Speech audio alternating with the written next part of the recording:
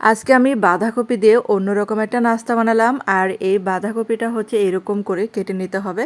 আর দেখতে দেখেন একদম মনে হচ্ছে যে একটা ফুল ভাজা করব। আসসালামু আলাইকুম সবাইকে। আর এটা করার জন্য এখানে একটা মশলা তৈরি করছি।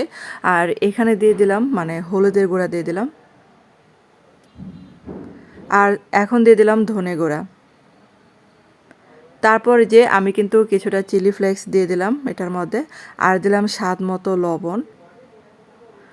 আর এখানে দিয়ে দিলাম আদা রসুন বাটা। তারপর এখানে 1 চা চামচ দিলাম পেঁয়াজ বাটা। আর এখন এই যে দিয়ে দিলাম মানে ভাজা জিরা গুঁড়া। আর এখানে এই যে চালের গুঁড়া দিয়ে দিলাম। আপনারা চাইলে কিন্তু এখানে বেসন বা মানে ময়দাও ব্যবহার করতে পারেন। তার মধ্যে এখানে দিয়ে দিলাম একটা ডিম। আবার কর্নফ্লাওয়ারও কিন্তু দিতে পারেন। আর এখানে দিয়ে দিলাম কিছুটা ধনেপাতা কুচি। তারপরে যে মশলাটা সমস্ত উপকরণগুলো আগে ভালো করে মাখিয়ে নিতে হবে। আর মশলাটা যত সুন্দর করে মাখানো যায় ততই কিন্তু ভালো। আর আপনারা কিন্তু মশলার পরিমাণটা এখানে আর একটু বাড়িয়ে নিতে পারেন। আমার কিন্তু একটু কম হয়ে গিয়েছিল। তারপরে কিন্তু আমি আবারও অ্যাড করেছিলাম এখানে। আর এই যে এখন হচ্ছে এখানে মশলাগুলো সমস্ত পাতায় পাতায় ভালো করে মাখিয়ে নিতে হবে।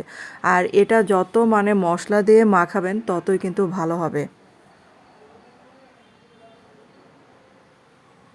আর এখন হচ্ছে শীতের সন্ধ্যায় মানে এই খাবারটা এরকম একটা খাবার করে দিলে এটা কিন্তু কেটে কেটে খেতে পারেন।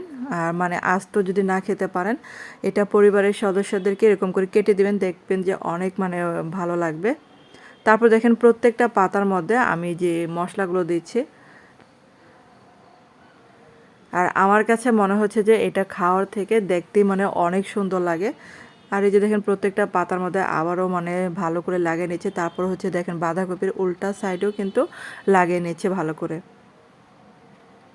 আর এটা হচ্ছে যত মানে মশলা বা চালের গুঁড়া বা যেটাই বলেন ময়দায় মানে বেশি দেওয়া যায় ততই কিন্তু এটা অনেক ক্রিস্পি হবে।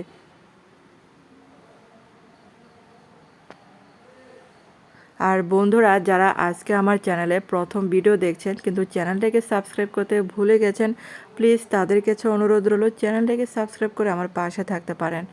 এখন হচ্ছে তেলের মধ্যে চুলার আঁচটাকে মিডিয়াম আঁচে রেখে এগুলাকে ভেজে নেব। আর এগুলা উল্টানোর সময় একটু মানে সাবধানতা অবলম্বন করতে হবে, না হলে কিন্তু পাতাগুলো খুলে যেতে পারে, পাপড়িগুলো আর কি মানে বাঁধাকপির পাতাগুলো। আর এখানে দেখেন উল্টানোর সময় মনে হচ্ছে মশলা একটু কম আমার কাছে লাগলো। তারপর আবারও কিন্তু এখানে চালের গুঁড়া একটা ব্যাটার তৈরি করেছিলাম এটার উপর দিয়ে দিয়ে দিলাম।